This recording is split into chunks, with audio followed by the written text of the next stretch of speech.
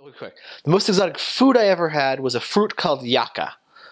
I'm not sure how it's spelled, but it's basically this giant green fruit that's like a shell that's kind of spiky. You open it up, and it's orange and slimy, and you have to basically rip out these little parts of the inside that are edible. And I've been told that it has like 7 different flavors. I've only tasted like 2 or 3, but that's probably the most exotic food I've had. The weirdest one I'd ever had was chicken foot soup. Chicken feet is not actually that disgusting. It's just a little flavorless is all. So it was kind of weird. I was like, oh, this is a soup with a chicken foot in it.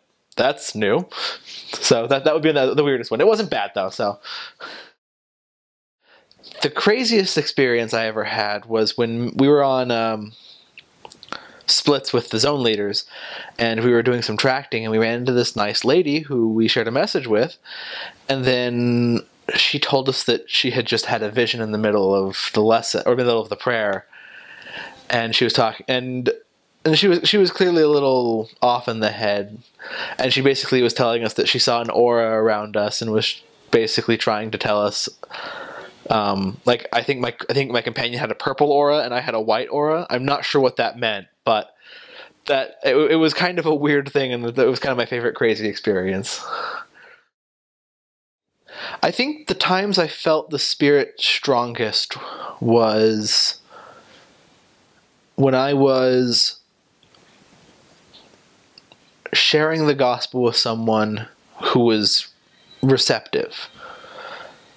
Just having someone who was actually listening, actually wanting to learn, and that was such a huge boon to the spirit, because it's one thing, because as missionary you do bring the spirit with you, but if they're actually willing to listen and learn, they'll really get the spirit with them, and especially I'd say with things like the plan of salvation and eternal families, that's really where I think I felt the spirit the most. I didn't do this personally. It was a sister who did this. You never use the word embarazado because it's a false cognate. It sounds like embarrassed. It means pregnant. So apparently a sister missionary over the pulpit said that she was very embarazado, that the bishop had basically the way she said it, she was implying that she was pregnant because of the bishop. What she meant to say is she was very avergonzado. She was very not ashamed, but kind of scared and not really sure, embarrassed. She was very embarrassed to be on the stand because she wasn't really ready. She didn't think she was really ready to talk, and so that language mistake had to get explained to the congregation afterwards. So that was fun. I think it was just to learn how to care about people. Just see the individual for who they are and see them as a child of God and the potential they have to be. Learning how to talk to people, how to relate to people, how to live with people, in the case with companions.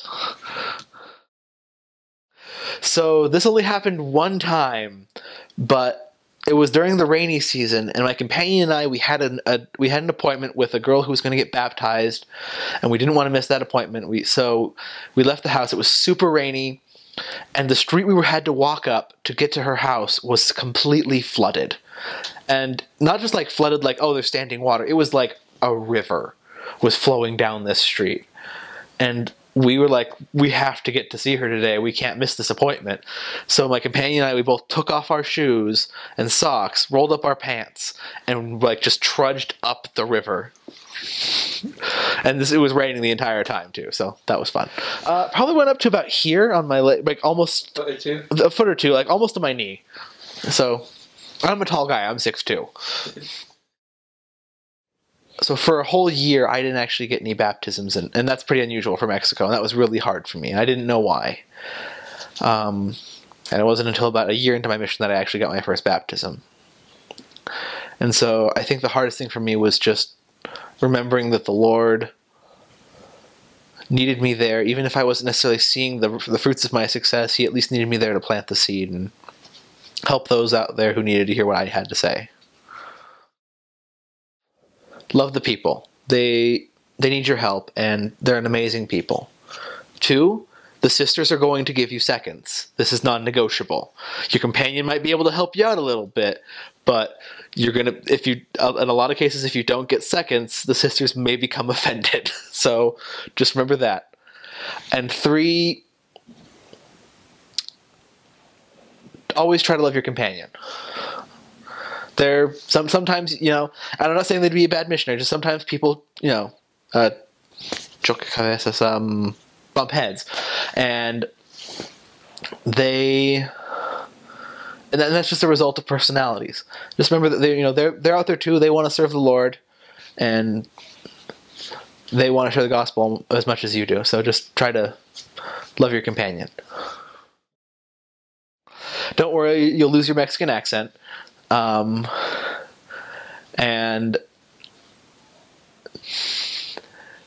you'll adjust. Life kind of has a way of adjusting itself. Don't ever lose that scripture study habit. Always remember to study your scriptures. Never lose that. That's an amazing habit to keep.